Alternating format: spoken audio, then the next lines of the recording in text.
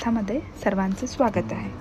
आज आपण खूप दुर्लक्षित केलेला पण एक खूप महत्त्वाचा विषय पाहणार आहोत। ऋतू बदलल्यानंतर सर्दी, खोकला, ताप सारखा होतो का? वर्षाचे 12 महिने आजारी पडायला होतंय?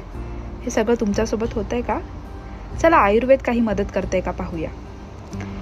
ऋतू बदलाच्या काळाला आयुर्वेदानुसार ऋतुसंधी असे म्हणतात। हा साधारणपणे 2 ऋतूंच्या शेवटच्या 7 दिवस आणि येणाऱ्या ऋतूच्या पहिले 7 दिवस असा 14 दिवसांचा काळ असतो।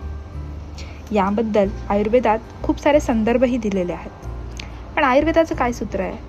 तर मागील ऋतूचा आहार आणि विहार अचानक बंद करू नये आणि पुढील ऋतूमध्ये येणाऱ्या गोष्टींना लगेच आत्मसात करू नयेत। आज पाहणार आहोत थंडीपासून गरमीकडे ऋतू बदलताना म्हणजेच शिशिर, वसंत आणि ग्रीष्माकडे जाताना काय आयुर्वेदिक काळजी घ्यावी। आयुर्वेदानुसार ऋतू बदलताना योग्य तयारी न केल्यास सर्दी, खोकला, ॲलर्जी, त्वचेचे त्रास, थकवा यांसारखी लक्षणे दिसू शकतात। याची कारणं कोणती आहेत? तर थंडीमध्ये साचलेला कफ हा गरमीमुळे पातळ व्हायला लागतो।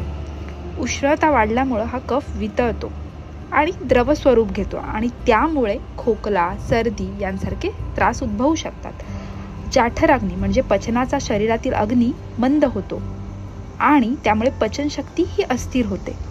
धूळ, परागकण यांसारखे ॲलर्जीचे सीझनल लक्षणं आपल्याला दिसू शकतात। परिणाम कोणते होतात? तर वारंवार सर्दी, खोकला, घशात सतत खवखव होणे, डोकेदुखी, अंग जड होणे, त्वचेवर पुरळ येणे किंवा घामोळ्या, ॲसिडिटी, अपचन, थकवा, आळस यांसारखी परिणाम दिसू शकतात। आयुर्वेदानुसार कोणते उपाय करू शकतो? सर्वात महत्त्वाचं आहारात बदल। हलका, पचायला सोपा असा आहार घ्या। त्यामध्ये ज्वारी, नाचणी, तांदूळ यांचा समावेश करू शकतो। कोमट पाणी घ्या। मध आणि कोमट पाणी सकाळी उत्तम काम करेल। कोथिंबीर, जिरे, धणे यांचा वापर करून पचन व्यवस्थित करू शकतो। टाळायच्या गोष्टी, दही विशेषतः रात्री नक्की टाळावे। थंड पेय, गोड तळलेले पदार्थ किंवा आईस्क्रीम सारखे पदार्थ टाळावेत। दिनचर्येत म्हणजे रोजच्या दिनक्रमात कुठला बदल करावा? सकाळी वेळेवर उठावे। व्यायाम, सूर्यनमस्कार यांसारख्या गोष्टी वापरू शकतो। कोमट पाण्याने आंघोळ करावी। घरात स्वच्छता ठेवावी।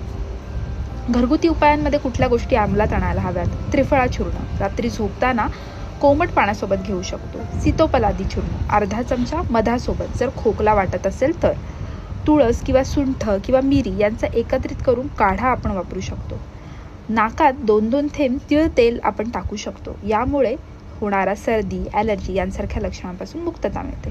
शरीर शुद्धी, भरपूर पाणी, हलके आणि सैल कपडे वापरणे, उन्हात जाण्यापूर्वी डोके झाकून घेणे आणि झोप पूर्ण घेणे यांसारख्या गोष्टी आपण आपल्या आचरणामध्ये आणल्या तर आपल्याला नक्कीच फायदा होईल। पाणी पिण्याचे नियोजन, ग्रीष्म ऋतूमध्ये मातीच्या भांड्यातील पाणी पिणे उत्तम ठरेल।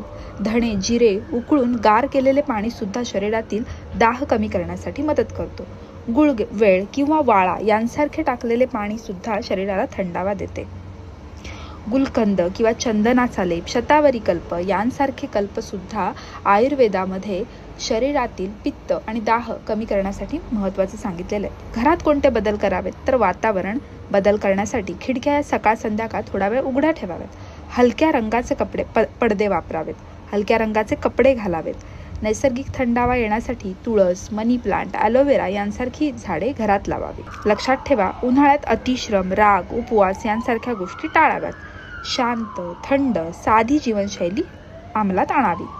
हेच आयुर्वेदातील ग्रीष्म ऋतूचे सूत्र आहे। धन्यवाद। महत्त्वपूर्ण व्हिडिओ पाहण्यासाठी चॅनलला लाईक करा, शेअर करा आणि सबस्क्राईब करायला विसरू नका। धन्यवाद।